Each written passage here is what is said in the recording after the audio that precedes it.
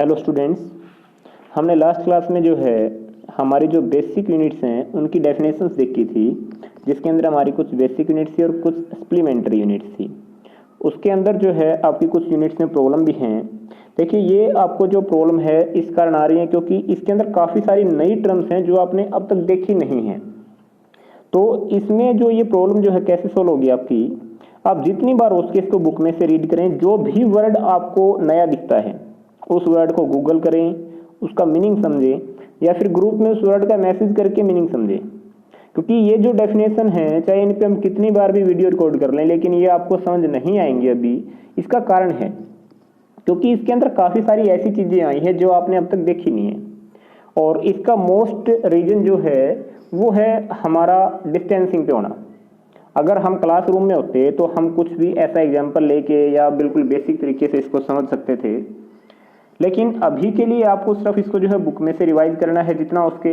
अगर एक एक वर्ड को पकड़ के उसको सॉल्व करो, काफ़ी चीज़ें अभी ऐसी हैं जो आपने अब तक इसमें पहली बार देखी हैं, आपके कभी भी सामने नहीं आई हैं, बुक में रीड नहीं की हैं।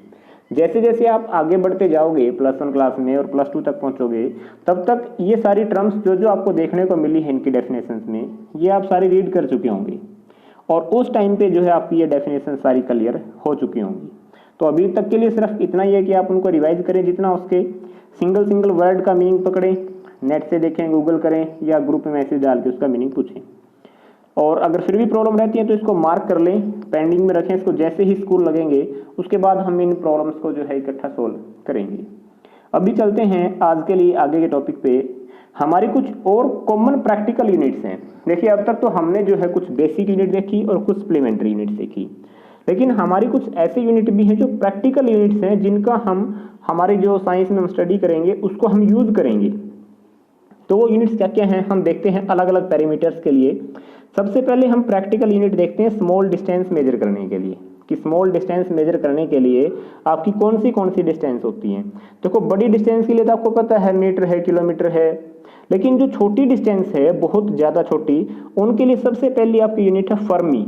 ये आपको पता होनी चाहिए कि इनकी वैल्यू कितनी होती है, क्योंकि इनका हम न्यूमेरिकल्स में यूज करेंगे आगे। तो देखते हैं फर्मी क्या है। It is the small practical unit of distance. ये डिस्टेंस की एक स्मॉल प्रैक्टिकल यूनिट है, use for measuring nuclear size, कि जो आपका न्यूक्लियस होता है एटम के अंदर, उसके साइज को मेजर करने के लिए इसका यूज हम करते हैं। It is also called फेम्टोमीटर।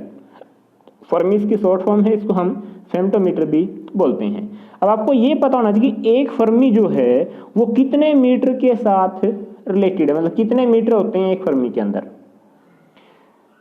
एक फर्मी को हम शॉर्ट में लिखेंगे ऐसे 1 FM, और इसके अंदर आपको याद रखना 10⁻⁻15 मीटर होता है। 10⁻⁻15 मीटर जो है आपका वो एक फर्मी के इक्वल होता है। और इसके बाद इसने बताया कि जो हमारा एक प्रोटॉन है, प्रोटॉन आपको पता है न्यूक्लियस के अंदर पाया जाता है, उसकी जो रेडियस है वो 1.2 फर्मी होती है। अब देखो, इसकी रेडियस इतनी छोटी है, 10⁻⁻15, मतलब एक के नीचे से 15 जीरो लगा दें तो इतनी छोटी डिस्टेंस को हम कैसे बोल रहे हैं। इसके लिए हमने ये स्मॉल यूनिट बना दी, इसको हम ऐसे बोलते हैं कि ये 1.2 फर्मी, इतनी इसकी रेडियस होगी। इसके बाद नेक्स्ट हमारे पास जो दूसरी यूनिट है वो हमारे पास है एंगस्ट्रॉम। एंगस्ट्रॉम को ऐसे लिखा जाता है कैपिटल ए और इसके ऊपर ऐसे एक छोटी सी जीरो लगा दो, एंगस्ट्रॉम। ये हमारी यूज की जाती है वेवलेंथ ऑफ लाइट को दिखाने के लिए। वेवलेंथ जो है वो भी एक प्रकार की डिस्टेंस होती है। जैसे ये आपकी वेव है, तो इसने जो एक साइकिल यहाँ से यहाँ तक कंप्लीट किया है, इस डिस्टेंस को हम बोलते हैं वेवलेंथ। तो है तो ये भी एक दूरी।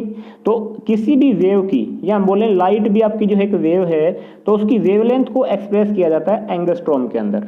और 1 एंगस्ट्रॉम जो है वो आपका 10⁻⁻10 मीटर के इक्वल होता है। सेंटीमीटर में रिलेट मत करो, एक बार मीटर में याद कर लो इसको। फर्मी -15 हो गया, 5 कम कर दिया, 10⁻10 हुआ, तो आपका क्या बन जाता है, ये एंगस्ट्रॉम बन जाता है। क्लियर है। और बेसिकली ये कम नहीं हुआ, ये बड़ा है, क्योंकि माइनस में पावर जितनी कम होगी वो क्वांटिटी उतनी ही बड़ी होती है।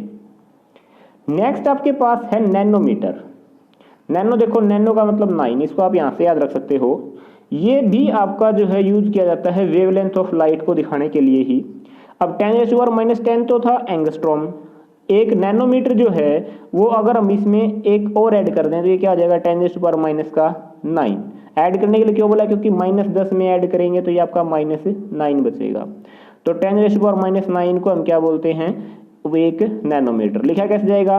1 nm, नैनोमीटर। इसके बाद हमारी एक प्रैक्टिकल यूनिट है माइक्रोन। ये बेसिकली आपको जो कैरी बैग होते हैं जो पॉलीथीन के, उनके ऊपर नीचे लिखा होता है कि ये कैरी बैग कितने माइक्रोन का है, मतलब उसकी थिकनेस जो है, मोटापन उसका कितना है। तो देखिए, it is the unit of distance defined as micrometer. 1 micron, micron micrometer का ही स्मॉल नेम है, इसको लिखेंगे ऐसे 1 माइक्रोन, या माइक्रोमीटर बोल सकते हैं इसको, 1 माइक्रोमीटर। ये आपका 10⁻⁻⁶ मीटर के इक्वल होता है। घर पे आपके कोई भी कैरी बैग हो पॉलीथीन का, तो उसके जो नीचे का हिस्सा होता है वहां पे देखना आपको लिखा मिलेगा माइक्रोन की, जैसे 40 माइक्रोन, 20 माइक्रोन, इस प्रकार से। तो वो आप देख लेना उस पॉलीथीन की थिकनेस कितनी है, उस मोटाई को आप इतने माइक्रोन बोलते हैं। तो ये 10⁻⁻⁶ माइक्रोन कितनी छोटी डिस्टेंस होती होगी। ये थी हमारी डिस्टेंस के लिए, जो स्मॉल डिस्टेंस होती थी उसके लिए। अब हम देखते हैं कि अगर हमें बड़ी बड़ी डिस्टेंस मेजर करनी हो तो बड़ी डिस्टेंस के लिए हम कौन सी यूनिट का यूज करेंगे। तो लार्ज डिस्टेंस को मेजर करने के लिए प्रैक्टिकल यूनिट हमारी सबसे पहली है लाइट ईयर। लाइट ईयर, ये आप 10th क्लास में भी देख चुके हैं।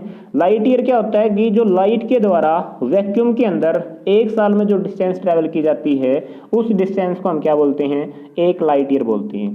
देखो, डिस्टेंस आपको निकालना हो तो डिस्टेंस के लिए फॉर्मूला आपको पता है, speed into time. Speed of light रख दो, आपको पता 3 × 10⁸ मीटर पर सेकेंड। 1 साल के लिए टाइम निकालना है तो देखो 1 साल में दिन कितने? 365 अप्रोक्सीमेटली।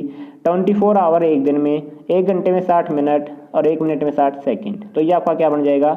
टाइम बन जाएगा टोटल 1 ईयर के लिए। तो ये जब हम कैलकुलेशन सोल्व करते हैं तो 1 लाइट ईयर हमें अप्रोक्सीमेटली इतनी मिलती है, 9.467 × 10⁻15 मीटर। तो आप इसका ऑर्डर याद रखना, 10⁻15 मीटर, इतना बड़ा साइज इसका ये होता है। इसके बाद इसने बताया कि जो लाइट ईयर है वो हमारी यूज की जाती है एस्ट्रोनॉमी के अंदर, to measure distance of nearby stars, की जो हमारे आसपास स्टार हैं उनको मेजर करने के लिए। हमारा जो सबसे नजदीकी तारा है Alpha Centauri, Alpha Centauri star outside the solar system is 4.3 light years away from the अर्थ।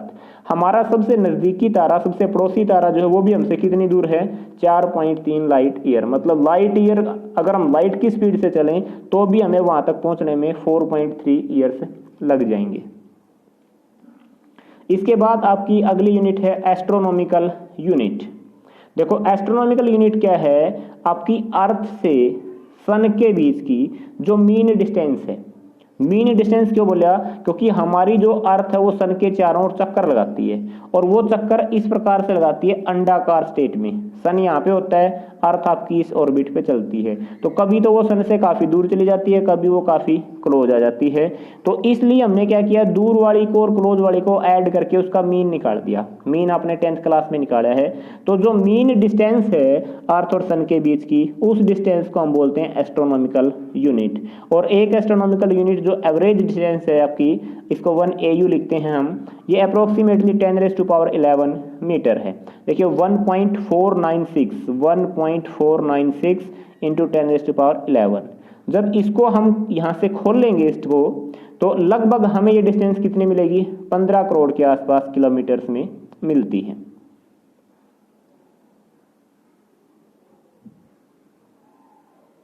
इसके बाद हमारी जो नेक्स्ट जो यूनिट है लार्ज डिस्टेंस के लिए, वो है आपकी परसेक। परसेक जो आपकी शॉर्ट फॉर्म है पैरालैक्टिक सेकंड। पैरालैक्टिक सेकंड जो है इसकी शॉर्ट फॉर्म आपकी परसेक। देखिए, ये जो आपकी है ये सबसे बड़ी प्रैक्टिकल यूनिट है हमारी डिस्टेंस के लिए। It is the largest practical unit of distance used in astronomy, जिसका हम एस्ट्रोनॉमी के अंदर यूज करते हैं। It is defined as the distance at which an arc of length 1 astronomical unit subtend an angle of 1 second of arc। देखिए, इसको इसकी figure से समझते हैं। देखिए, ये वाली जो डिस्टेंस है, ये मान लेते हैं इस प्रकार से कोई डिस्टेंस है, ये बहुत बड़ी दूरी है। इसने यहाँ पे अर्थ दिखा दिया और ये सन दिखा दी। अर्थ और सन के बीच की डिस्टेंस को आपको पता हम क्या बोलते हैं? 1 एस्ट्रोनॉमिकल यूनिट। अभी हमने इसकी डेफिनेशन की है। तो जो ये 1 एस्ट्रोनॉमिकल यूनिट डिस्टेंस है, ये किसी पॉइंट के ऊपर, ऐसा पॉइंट जहां पे ये आपका एंगल बनाए कितना? 1 सेकंड का। 1 सेकंड का एंगल बनाए। देखिए जो एंगल है आपने अब तक सिर्फ थीटा में देखा है, डिग्री में देखा है, ठीक है, इसको बोलते हैं, लेकिन एंगल को हम सेकंड में भी मेजर कर सकते हैं, मिनट में भी मेजर कर सकते हैं। ये आप जो है मैथ में 3rd चैप्टर के अंदर इसको रीड करोगे, ट्रिग्नोमेट्री के अंदर। तो अभी हम इसको देखते हैं कि 1 सेकंड का जब एंगल बनाएंगे ये वाली डिस्टेंस, तो उस टाइम पे जो ये वाली दूरी होती है, जिसको हम इसको r बोलते थे, इसको l बोलते थे और इस एंगल को थीटा बोलते थे, तो उस टाइम पे जो ये दूरी होगी, इस दूरी को बोला जाता है पर सेक या पैरालैक्टिक सेकंड। क्लियर है? और ये जो आपकी डिस्टेंस होती है ये लगभग इतनी होती है, 3.08 इंटू 10⁻16 मीटर, या इसको कह सकते हैं 3.26 लाइट ईयर्स, लगभग 3.26 लाइट ईयर्स के इक्वल आपका ये होता है। क्लियर है? एक बार फिर से रिपीट कर देते हैं इसको कि जब आपकी एक एस्ट्रोनॉमिकल डिस्टेंस, एक एस्ट्रोनॉमिकल यूनिट डिस्टेंस किसी पॉइंट पे 1 सेकंड का एंगल बनाए, तो उस पॉइंट से लेके यहाँ तक की जो ये वाली दूरी कह लो चाहे ये वाली कह लो, ये आपकी कितनी होगी, 1 पर सेक, पैरालैक्टिक सेकंड के इक्वल होगी। इसके बाद जो आपकी है नेक्स्ट यूनिट है आपकी एरिया के लिए, practical unit for measuring area. वो आपके लिए होमवर्क है। होमवर्क में बुक के अंदर आपको उसको देखना है, रीड करना है कि एरिया के लिए हम क्या क्या प्रैक्टिकल यूनिट्स यूज करते हैं। और अगर किसी यूनिट में आपकी प्रॉब्लम आए तो वो आप जो है मैसेज कर देना ग्रुप में, उसका सॉल्यूशन आपको प्रोवाइड करवाया जाएगा।